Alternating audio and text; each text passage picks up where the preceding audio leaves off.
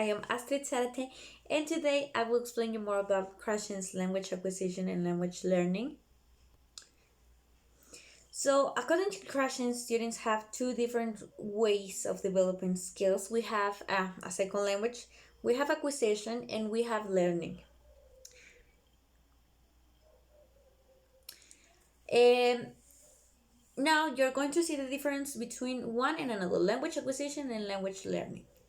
Language acquisition is a subconscious process. It is own teacher. We don't have a teacher. We don't need a teacher. So it is similar to when we acquire our mother tongue, practicing with people, talking to people. And language learning, on the other hand, is a conscious process.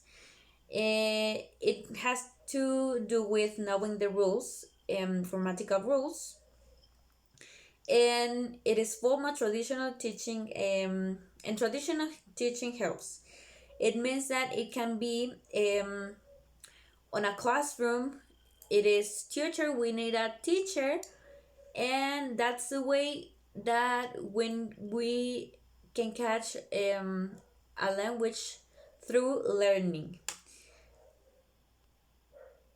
Okay, then we have the natural order hypothesis. It is about how we students acquire or catch a topic, but it doesn't matter the order that the teacher takes to present them. For example, first you explain the verb to be, and then you explain present continuous. It doesn't depend on the other. So, for example, the learner can catch first the present continuous, and at the final the verb to be, for example. So the topics have a moment for learners to have a catched. So it is going to be the natural order for learners.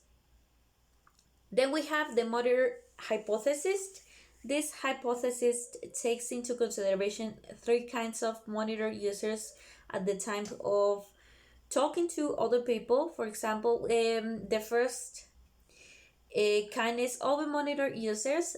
So this kind of monitor focused too much on grammatical structures at the time of speaking, so they don't have fluency.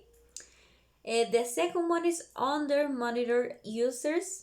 They speak a lot, but they don't take into consideration the grammatical structures, so they make a lot of mistakes at the time of talking.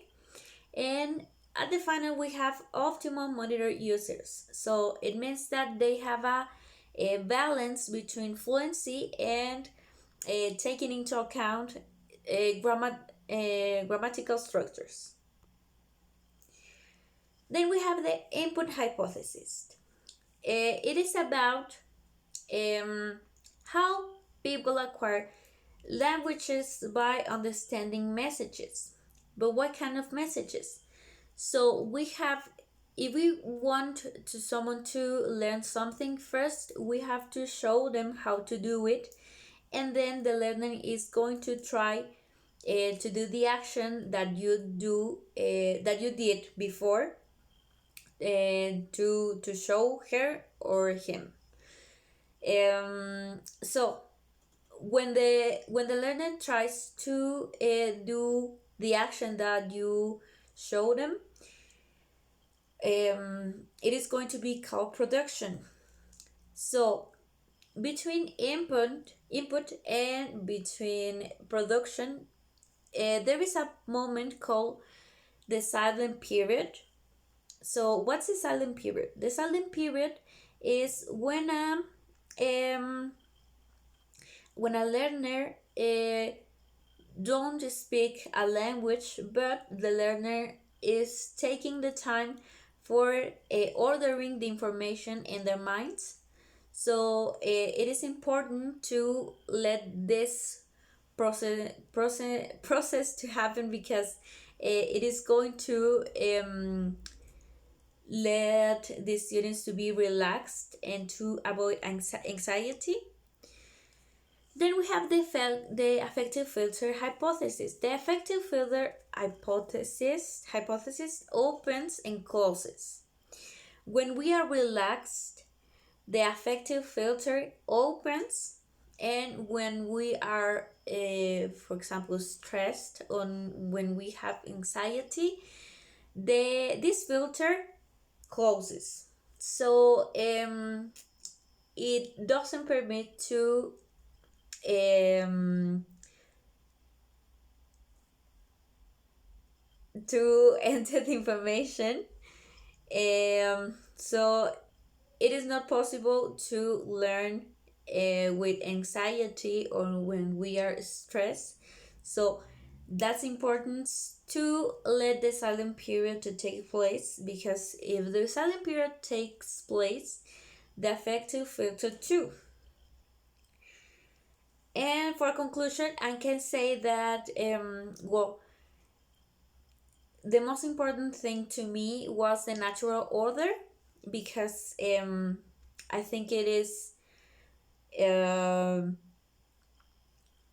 new to me, because sometimes we as teachers get frustrated when we are explaining a topic and the students don't understand, but maybe it is not about you as teacher. It doesn't depend on you. Maybe it's about the process of the learners. And I think the affective filter is so important, and the silent period too. um I think that's it for this video. I hope you enjoyed this video and you catch something from me and this information. Bye.